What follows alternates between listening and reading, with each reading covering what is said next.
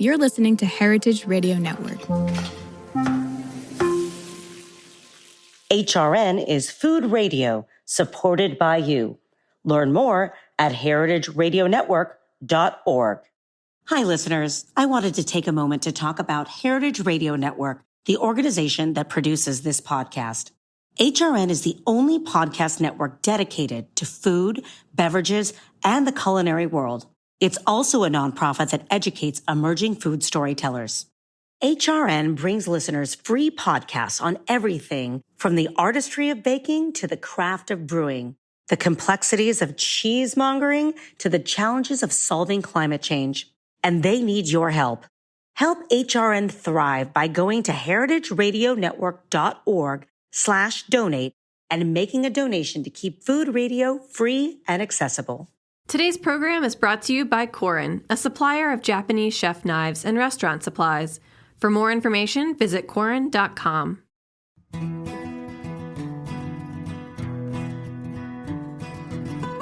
This is Capri Cafaro, host of Eat Your Heartland Out. This week, I welcome two guests who capture the power of farmland preservation. Angie Duchette is the Midwest Senior Farmland Program Manager at American Farmland Trust. She's joined by Kyle Zweig, owner of Zweig's Maple Acres in Wisconsin. Angie and Kyle discuss how the work of American Farmland Trust helps protect our farms and food sources for generations to come. Angie and Kyle, thank you very much for joining Eat Your Heartland Out. We're really appreciative.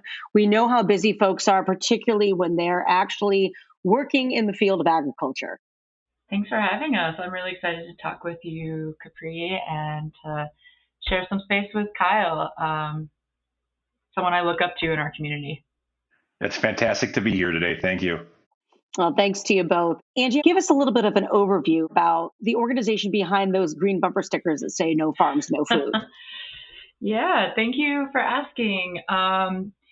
You hit the nail on the head. American Farmland Trust, we're a national organization. We've been working since 1980 to protect farmland, promote sound farming practices, and keep farmers on the land. And as you said, most folks recognize us by our No Farms, No Food bumper sticker. And that really is at the heart of the work that we do. I'm fortunate enough to work on our Midwest regional team. So we really take our mission and focus on the boots on the ground needs of our community members to ensure that we can see agriculture and farmers be viable into the future.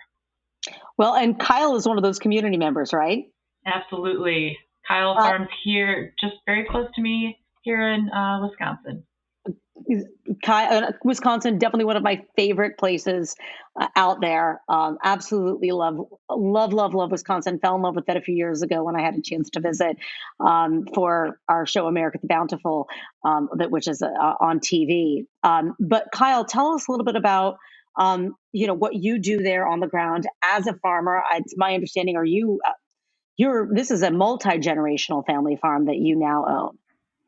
Yeah, so our farm is located just west of the city of Milwaukee, kind of a unique area from an agricultural perspective. And I am lucky enough to had a family that was a homestead farm bought directly from the state of Wisconsin in 1856. Wow. And the original farmstead and house is still standing and still here.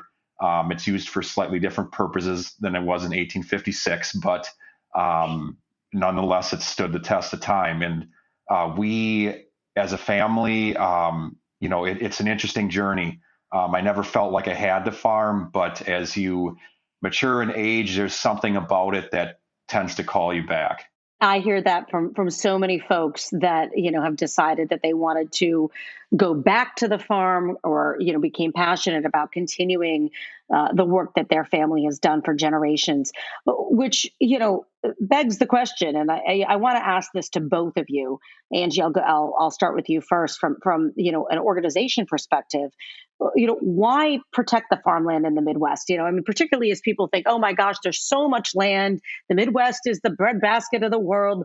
How and why do we need to protect farmland when, I think the conception is that, or maybe the stereotype is, the American Midwest is just a plenty with just land as far as the eye can see. Absolutely. I think we take agriculture, like our farmland in the Midwest, for granted. I do. We are fortunate to have some of the richest, most productive agricultural land in the nation right here in the Midwest. So that, I mean, I think that's first and foremost really important to understand. And unfortunately, we are losing farmland, including here in the Midwest, at an alarming rate. In fact, through American Farmland Trust, we conduct research, and through our Farms Under Threat research, we identified that we are expecting to lose 3.1 million acres of farmland in the Midwest, Wow. which for conceptualizing that for folks, that's 5,000 square miles of Midwest farmland that's going to be compromised or jeopardized as a result of development. And so again, some of the best farmland in our nation, we're losing it. And we have to think not 5 years down the road. It's important that we think 20, 50 years down the road. What do we want our communities and our economies to look like? Sure. And I mean, and Kyle is part of both the community and the economy there in Wisconsin. So, I want to ask the same question to you. Why is it important to, preserve this farmland in the Midwest? Yeah, I mean, from a broad perspective, like Angie said, it's this region, what would be referred to as the Corn Belt in American agriculture, is the most productive soils in the world. And I just want to, I know Angie said that, but I want to state that again. And from a food security and national security standpoint, it's a huge issue. And food has been so abundant in North America for so long that it's rarely thought about. But you move outside of this region, and it's a very different story. Locally, like I had stated, it's for myself, it's important because, agriculture requires a community to support itself. The industry requires a community of operators and farmers and families. And living in a triangle between Madison, Milwaukee, and Chicago, I get to kind of firsthand witness the erosion of that and what can happen if the problem isn't addressed. Right. I mean, you're there between three major metropolitan areas. Madison, very, well known as a college town, and there's a ton of growth there. And so it's how do you strike that balance between, growth of some of these other areas and at the same time, preservation of very important farmland that feeds local communities and beyond. I mean, again, not to be a broken record, but it really is no farms, no food. If the farms go away, the food goes away as well. And to your point, Kyle, I mean, it's an issue of food security and national security, and something that I think we sometimes maybe didn't think so much about supply chains until COVID, right? And then all of a sudden, we realize that we desperately need the things that are in our backyard. It's funny how just a little, not that COVID was little, but just a slight change in mindset can really bring to light the importance of very basic issues. From a functionality standpoint, and I'll let Angie talk about this too, but just from a standpoint of trying to proceed with preservation, you need to understand all the tools available in your toolbox. And then, like you had stated, Capri, balancing that with growth, because farmland preservation isn't about a zero growth policy. It's about smart growth and, how you're going to address and balance the needs of not only farmers, but also the rest of the entire community. Yeah, I think that's a really good point, Kyle. And you mentioned tools in the toolbox. Angie, what kind of tools, are available when it comes to farmland preservation and trying to strike that balance? And how does American Farmland Trust, kind of play that role to help navigate for communities and for individual farmers like Kyle? Yeah, absolutely. Kyle, I could just leave this to you, Kyle, but at American Farmland Trust, as Kyle mentioned, we really view farmland protection as a toolbox. That's how I approach my work. And I think it's important to state and reemphasize that we need development. We need homes. We need businesses to support, like our communities. We need schools, and we need agriculture. So how do we balance all of those competing needs?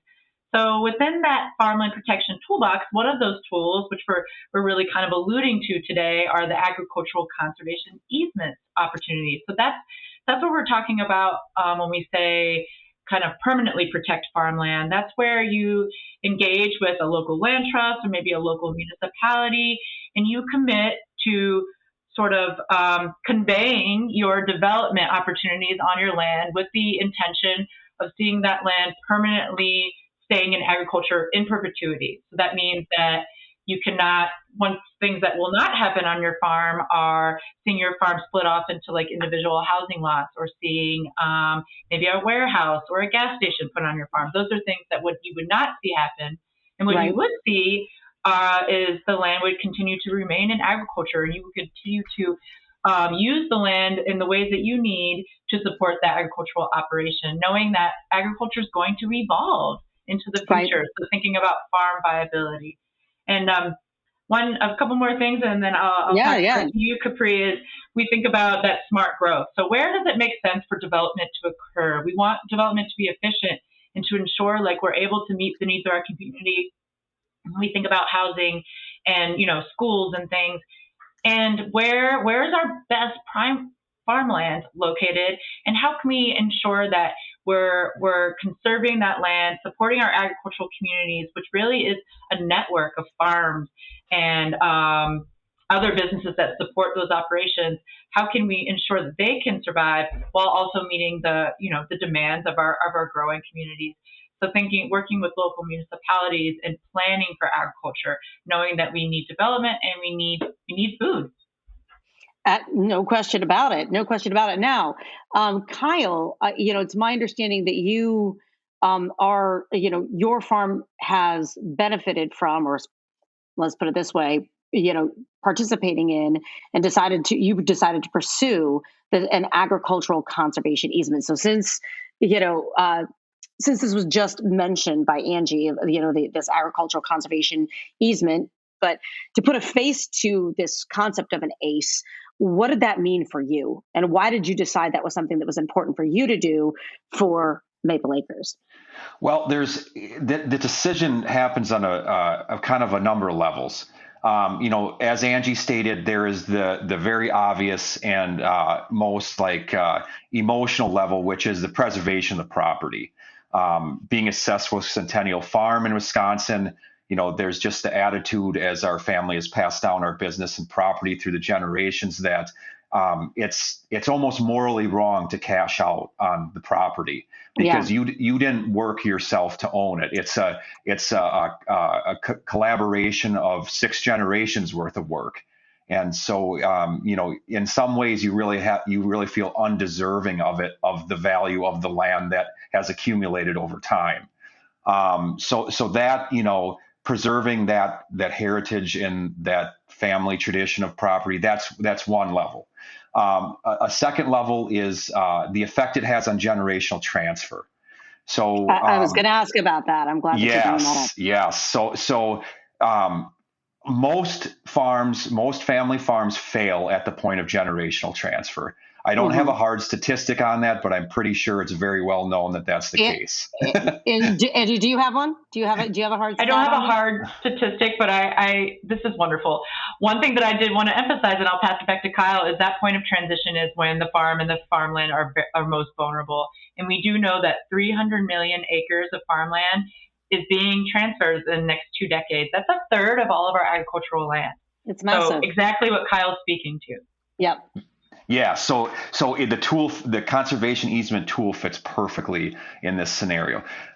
So in our specific case where, land prices have been inflated by urbanization, it becomes very difficult for the next generation just justify the buyout cost on that particular property. Mm-hmm. And the easement tool is a way to access that capital or a portion of that value without actually selling the property, by just selling the right to develop on it. Mm-hmm. And so when I came back to the farm after college, there wasn't enough income for myself. And it timed out right at the beginning of a state program in Wisconsin that was initiating these conservation easements. And we just saw it as a great opportunity to kind of give ourselves a shot in the arm from a financial standpoint, and then make that full commitment to the preservation of the property. So I mean, you've already kind of touched on this, but just to maybe put a finer point on it, I mean, what do you see? What did your operation, and your family in particular? Again, this is a farm that dates back to the 19th century.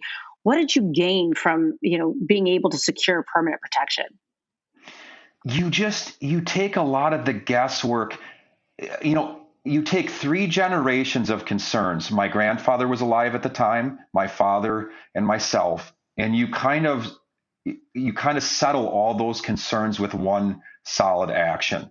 My grandfather wanted to see the farm continue as is, as his Hmm. father and grandfather passed down to his. Well, a conservation easement covers that concern. There's no risk of it being subdivided or sold for any other purpose in agriculture. My dad was worried about the economic security of the farm as he kind of rode the final phase of his career out. And then there was my concern economically that I could exist on it and start a family and continue the operation for that sixth and seventh generation. So that tool, its uniqueness and how it works, the easement itself it just works to cover all those bases. Hmm. Now, I'm curious. Are you the only one in your area that is, participating in an ACE? Are there others that, is this a growing trend?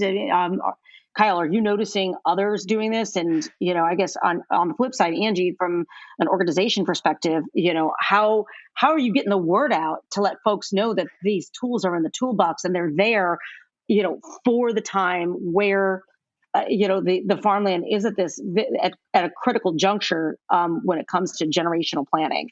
So locally, or I should say, in the state of Wisconsin, our project in 2009 was a pilot project, one of 15. Okay. And so in my community, we were the first.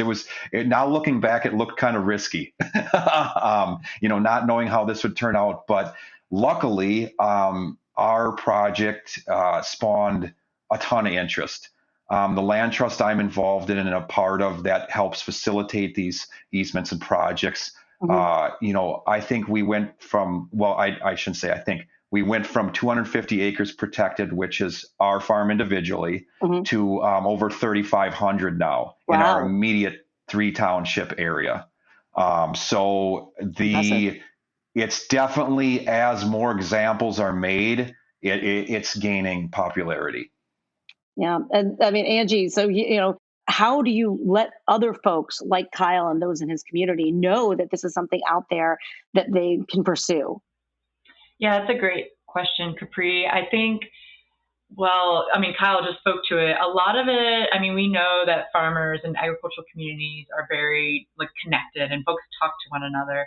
So often when, the early adopters or the leaders of the community, like Kyle's family, decide to embark on maybe something new, folks sit back and pay attention and then they see how it works for their family.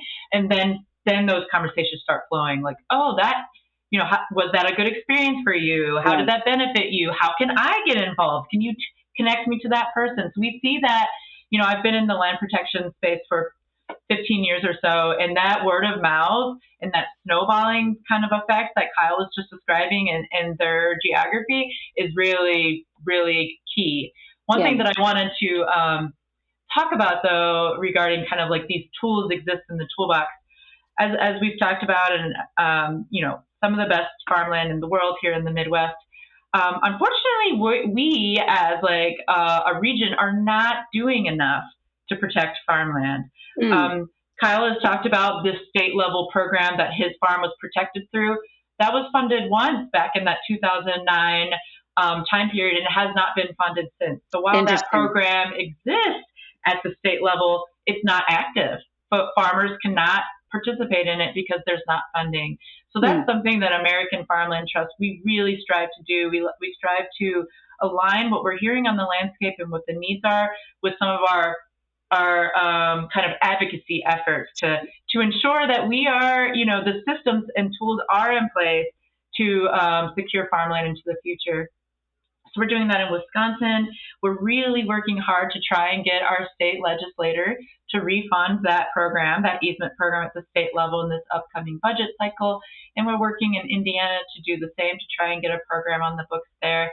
But currently, Indiana, Illinois, Iowa, Wisconsin, Minnesota, no programs like that exist at the state level. And then we have folks working at the federal level to ensure that those programs can remain viable as well. I'm so glad that you brought that up, Angie, because it's, advocacy is critically important, as policy is a key component to, being able to make some of these, programs viable, right? So, there is that intersection between policy and your mission that, I think does need to be noted.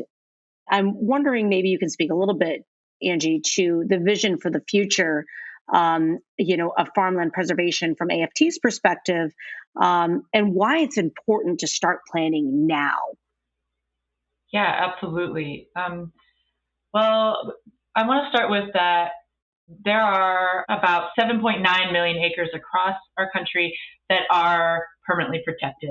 250 we know are on Kyle's farm, Kyle's Homestead Farm. And so each piece of that puzzle is so hugely important, because we know we see, and Kyle can speak to this, I'm sure, the impact of if one farm is converted to development, it really is a ripple effect throughout the community, and it can change things drastically for the viability. We know we need food. We know we need farmers to be viable and to be successful.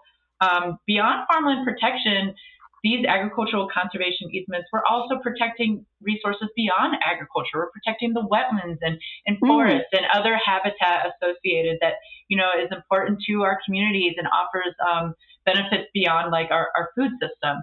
So the plan for the future really is to continue to educate, to continue to support and uplift folks like Kyle and his family's story about why this matters at a personal level, but also why it matters at a much like a national level. And our like immediate goal is we need to invest in this. We need to invest in this work. Our farmers are committing to seeing their farmland be farmland forever, and they deserve to be compensated for that, and they deserve to have options to help with that generational transfer, to help diversify their operations on their farm to ensure they're economically viable.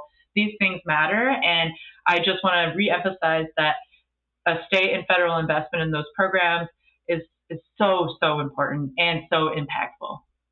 That is fantastic. A critical call to action there.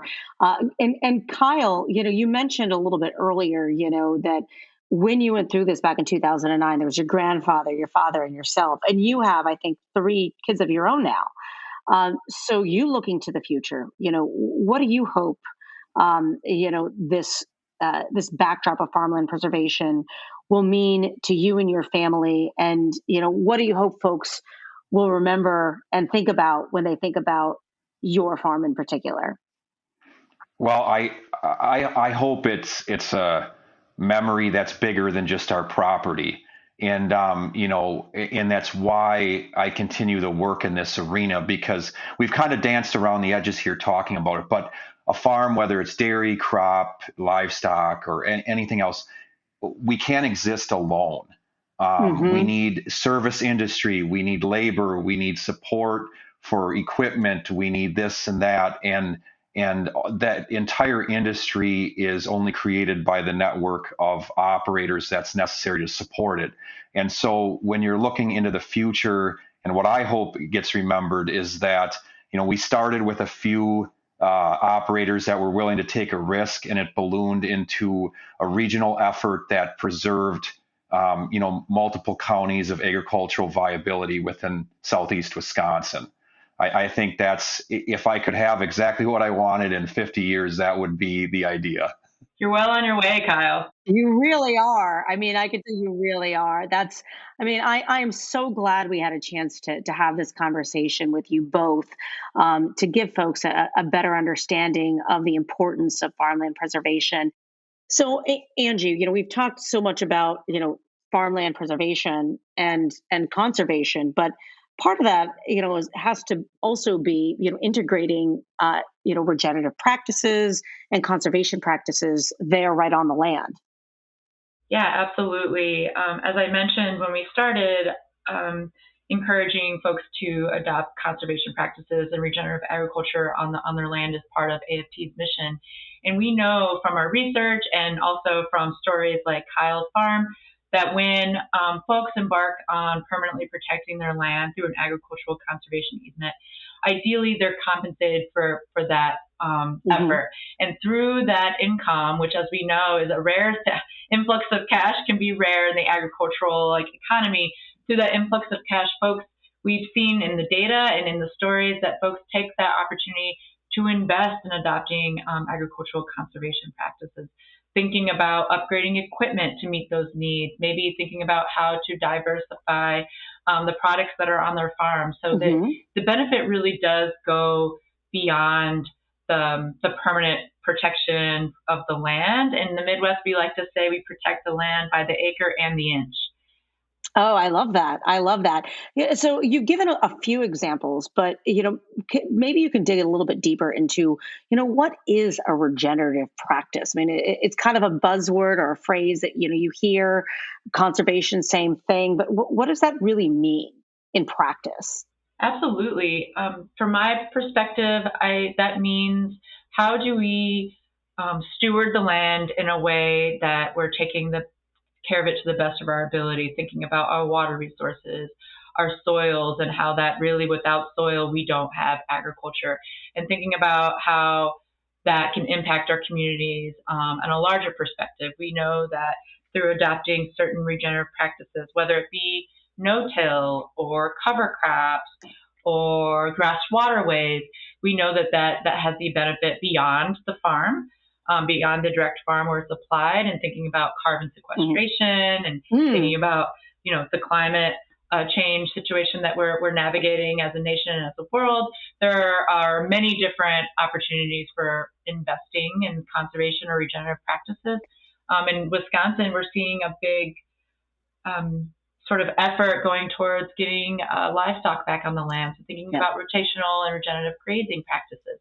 These are all part of that conversation in a way that makes the farm both environmentally and economically viable. It's something that we really care about here at American Farmland Trust. And you brought up something that I was just going to ask as far as, regenerative practices and conservation, I would suspect, vary depending on the type of agriculture that you're doing. So whether it's livestock or whether, you're growing crop, or whether it's, dairy, or beef cattle or whatever, I would assume that those, regenerative practices and conservation efforts are going to be adapted to the type of agriculture that you are engaged in.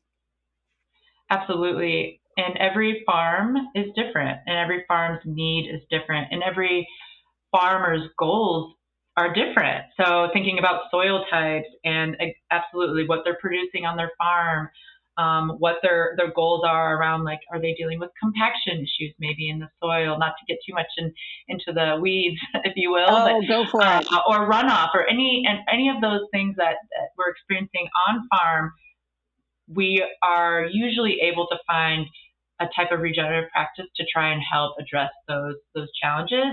And like I said, those benefits are both on farm and of course beyond farm. So our communities benefit from that as well. Well, and Kyle, I mean, you are out there doing the work there on Zweig's Maple Acres, and you are dairy and a crop farm. So, what kind of practices are you using that you would consider regenerative or, sustainable or within the conservation realm? Yeah, there's a considerable variety. I mean, I want to start by saying too, I had this explained to me in this manner, just defining regenerative or sustainable. Thank you. I like to look at it as taking the focus off your feet and putting your eyes on the horizon. I love that. What I mean by that is you're not only worrying about tomorrow, but you're worrying about what is going to become and what's affected by how you're doing things 50 years from now. Mm-hmm. So I think that at the core is the focus of the regenerative movement, is shifting your focus to a longer time horizon. So, for us, that means things like increasing soil health through reducing chemical applications and pesticides, or using natural fertilizers from manure like our dairy versus commercial fertilizers, and cover cropping. Angie mentioned, which is essentially the process of keeping a living root in the soil 12 months out of the year. All those things are long-term plays that don't necessarily net immediate benefits, but are definitely critical to generational prosperity on the land. And all those things, it's kind of interesting because going back to the easement tool for preservation, there's an angle here that these conservation easements through the generational transfer process really accelerate practice adoption, because when you think about any family or business or entity, how change kind of occurs in the natural cycle of life, my dad will tell you by 60 years old, you're a little tired and you're a little more complacent with large change. And so when you preserve the land and you protect the ability of the young generation that's coming out of college or education or land grant universities that have ideas, you're giving the ability of those fresh ideas to flourish. And that's where you get the practice change at its core, is the younger people coming in and kind of experimenting with those new ideas. That makes total sense. I mean, and I think that you have articulated that perfectly, to bring all of those pieces together. And, and Angie, from your perspective, I mean, how do you see farmland preservation and maybe even some of these, regenerative practices playing a role in access to farmland for the next generation? Absolutely. I think at its core, if we lose farmland, then there's more competition for the remaining agricultural land. That means so farmers that are trying to form a stakehold or really get established in their operation, they're dealing with escalating land values across the nation. And we're seeing that really significantly here in the Midwest. And they're dealing with competition for land through either developers or maybe non-farming investors in land. So agricultural conservation easements or farmland protection accomplishes or tries to establish a stable land base, which really can maybe reduce some of that competition and try to level out some of the challenges with land prices. In addition to that, when done well, agricultural conservation easements can make the land more affordable for the transfer to the next generation. So that influx of cash that I was talking about that can happen when landowners decide to protect their land, that can help pay for retirement or maybe long-term healthcare needs or whatever that exiting generation may need. In addition, selling those development rights, like Kyle talked about, can make the land more affordable for the next generation, meaning that they can access the land at agricultural value versus full development value for 100 houses or whatever it may be. So there are many layers there. I think stabilizing the land base, which can help to stabilize, hopefully, land prices, and then on the micro level, remove some of that development value to make the land more affordable on the farm. Makes sense. So much potential. Like I mentioned, American Farmland Trust, alongside our partners like the Land Trust, Tall Pines Conservancy here in Wisconsin that Kyle mentioned, we've helped protect 7.9 million acres across the country, and we do that by working alongside the folks in our community. On the regional level, as I mentioned, I'm actively working with our legislators in our states, and we are looking for community members that care about agriculture, that farmers, landowners, or otherwise, that care about access to food and to fiber and to fuel, to engage with us on those platforms and become another voice in this effort to ensure that we can secure farmland into the future. Well, thank you to you both, Angie, Kyle, for this inspiring conversation. And I can't wait to see, what the future holds for both American Farmland Trust and for Zwig's Maple Acres. Thank you so much, Capri. Thank you, Capri. This has been wonderful. This is Eat Your Heartland Out with me, Capri Cafaro. After the break, I'll be back with a special segment from the archives with a guest who's showing how the next generation of farmers are leading the way into the future. Today's program is brought to you by Korin, a supplier of Japanese chef knives and restaurant supplies. Korin is proud of their Japanese culture and traditions, but they want you to know that their products are not just for Japanese restaurants. Their knives and tableware bring out the best qualities of food from every culture and fit into every restaurant from French to Pan-Asian to American. And that is why they're located in New York City, where people from every country in the world come to eat. Korin's Tribeca showroom is home to the most extensive collection of Japanese chef knives in the world, including Japan. Stop by to view their exquisitely designed tableware and the rarest natural sharpening stones. They have a whole range of knife services from repair and rust removal to reshaping and realigning. Korin is dedicated to this ideal, bringing the highest quality Japanese design to your table so you can experience the unparalleled quality of Japanese craftsmanship in your home or restaurant. For more information, visit Korin.com.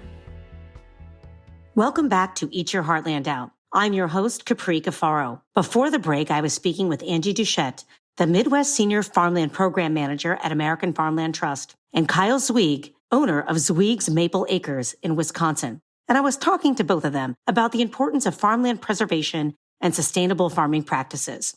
And now I want to reach back into the Eat Your Heartland Out archives to an episode from 2024 where I interviewed another Wisconsin farmer, Sabrina Service, a third-generation farmer and the herd manager at Hamburg Hills, an organic dairy farm and part of the Organic Valley Co-op. After earning her degree at UW-Madison, Sabrina returned to her roots on the farm, where she's been caring for animals since she was a child. Sabrina is leading the way for a new generation of young women in farming. So sit back and take a listen to a portion of my chat with Sabrina. Sabrina, we are so excited to have you on Eat Your Heartland Out today. Thank you. I'm super thrilled to be here too. Well, you have such a fun and interesting story as a third-generation dairy farmer up in Wisconsin. A lot of folks your age decide not to go back to the family farm and decide to do something totally different. Tell me a little bit about your experience growing up on a farm and maybe then what drew you back in. Yeah, so I was raised on a farm. My family has been there since the 70s. My grandpa originally bought the farm. My dad came back after he came of age, and him and my mom decided to raise the family there as well. So I have an older brother and a younger brother, and all three of us were raised on farm. So kind of what that means is it's quite the experience, especially in the modern age. But I mean, since we were young, we've been helping with chores. We've been out and about on the farm, dealing with calves, helping Dad where he needed us. It's really, really an interesting experience because you're growing up having an occupation, even though you're technically not employed in anything. Right. But yeah, I'd say what really was the start for me and my brothers was I think I was probably in second grade, and they needed help feeding calves at night. And every night, me and my older brother and my younger brother were out in the barn after getting home from school. We'd get off the school bus, Mom would give us a little snack, and then we'd go out and we'd do chores for an hour and a half, and we'd feed all the baby calves together. And each of us had our own little job. And my dad credits that a lot to us being able to get along now, but also us really having the work ethic and being willing to come back to the farm later on. We did that job for years. We fed calves every single night of the week, and then we fed them weekend mornings. But yeah, like when we're probably 5, 8, and 10 years old, and we had to rely on each other to get the job done. And three kids that age don't always get along, but somehow we managed to get through all of that. And two boys and a girl too. That's its own dynamic. Yep. No, we had fun doing it. We got in enough trouble, but those were different times for the farm. We were a little bit smaller then. My dad and my mom are partnership, but my dad's the main operator of the farm. And he was doing a lot of things by himself because we were little and we only had a few employees at the time helping him out. But farming's a labor of love, and all of us were trying to put the love into it, right? What did that look like for you as far as that love that you put into it as a kid and then later on as a teenager? Yeah. So I love my baby calves. It's taken some time to love them every single day because, sometimes you don't want to go out and do chores, but I love going out and seeing them every day now. Because, when you're little, you love the cute baby animals, right? So I of course love going out and seeing my baby calves. We have a ton of cats. I'm still a little bit of a cat lady, but I'd love to go out and see my cats. And we had 2 big dogs at the time, and they'd follow us around the barnyard. And it was just kind of being around those animals, loving them with all your heart, stopping to give them pets, stopping to give them scratches, stop to give them names. Everyone had a name when you're little. And just, growing into that. As you get older, like you have distractions because you get in high school and then you're doing sports and you have grades you got to keep up, but still being able to come home and see the animals and seeing all that stuff you grow up with still being a constant in your life, I think is super duper important. And it's kind of something my older brother, I think, mentioned. All 3 of us are back on the farm now. But he was talking about he went out into the world, he went to school and he worked an internship. But when you come home to the farm, it's still there. Things change, but you still have the farm and you still have all those animals that you've been taking care of throughout your life. Right now we have a couple of cows that are 12 years old. Oh, wow. They're born in 2012. They're beautiful, wonderful cows. Their names are Coconut and Annie. They're super sweethearts. But there are sweet little old ladies, but you have to think they would have been born around 2012. I would have been in middle school. I fed them their bottles when they were babies. I feed their daughters now that they have babies. One of them's, her daughter just had a calf the other day. So now we have a grandbaby that we're taking care of too. But it's just, seeing those generations of animals and being able to be involved in their lives, I think is really, really important to us.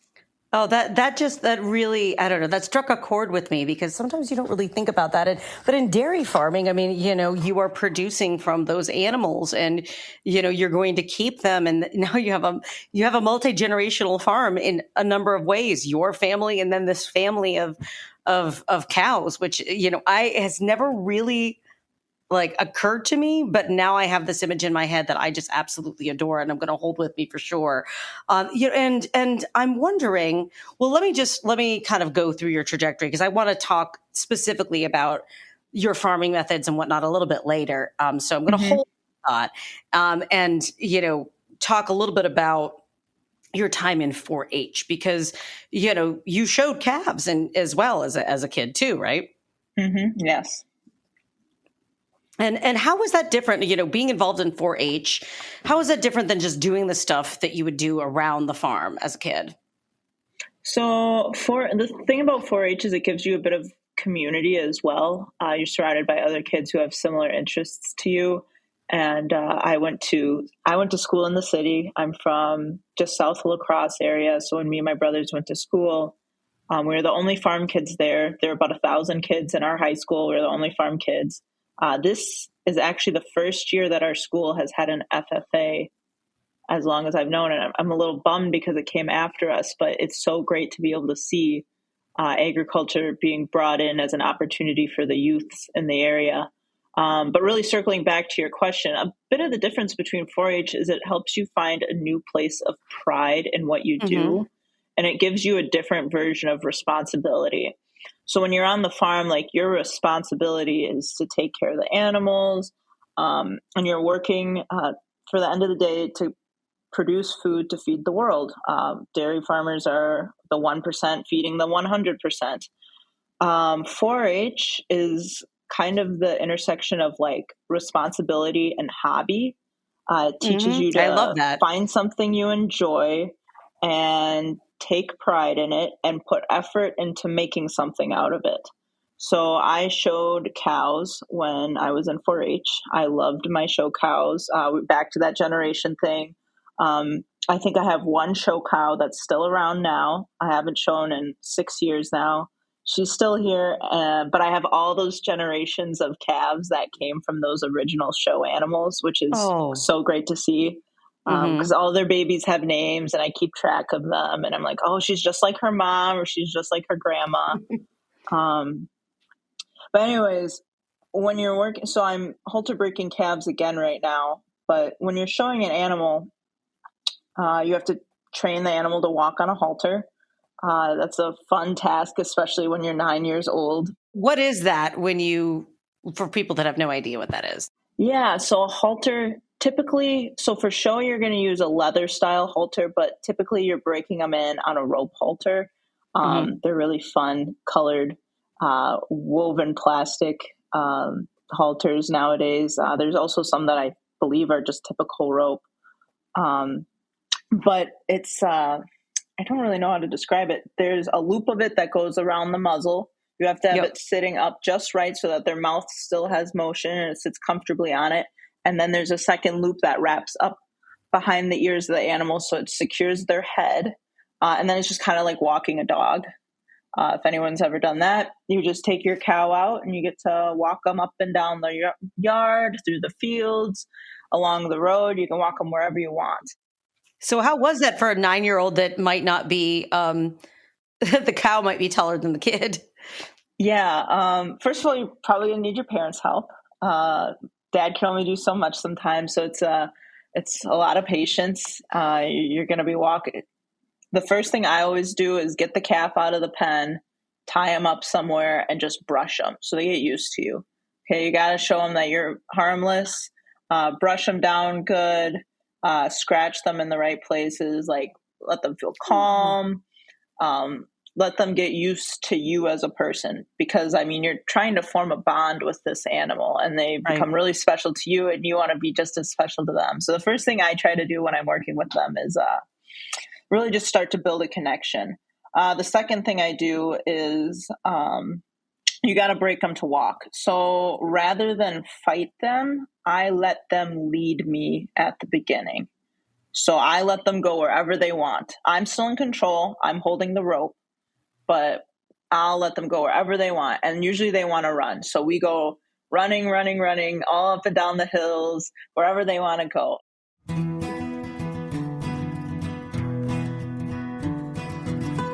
You've been listening to Eat Your Heartland Out. This episode was produced by me, Capri Cafaro. Our audio engineers are Liam Warner and Armin Spengen. Theme music by Jason Shaw. You can learn more about the show by visiting heritageradionetwork.org/Eat Your Heartland Out. Eat Your Heartland Out is powered by Simplecast.